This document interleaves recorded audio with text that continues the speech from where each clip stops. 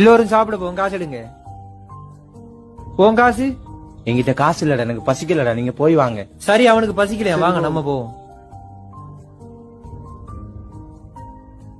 சாப்பாடு ஆர்டர் பண்ணுங்க, போன் ஒன்று வருது, பேசிட்டு சரி. வரேன்.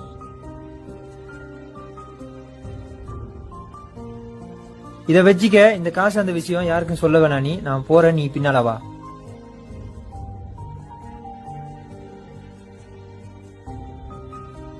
நான் ரெஸ்ட் ரூம் போகணும், நீங்க கொஞ்சம் பேசிட்டு இருங்க, நான் பாரு. போய் வா. 1000 தான் இருந்தாலும் என் நண்பன்டா. இந்த நண்பன் காசு நான் தந்தேன் ஒருத்தர் சொல்லிடாதயா.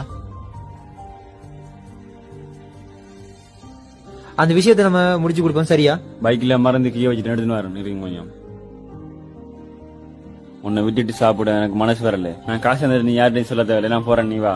லைஃப்ல எல்லா உறவுமே கிடைச்சிரும் நமக்கு. அம்மா, அப்பா, மனைவி, குழந்தைங்க எல்லாமே கிடைக்கும். ஆனா ஒரு நல்ல நண்பன்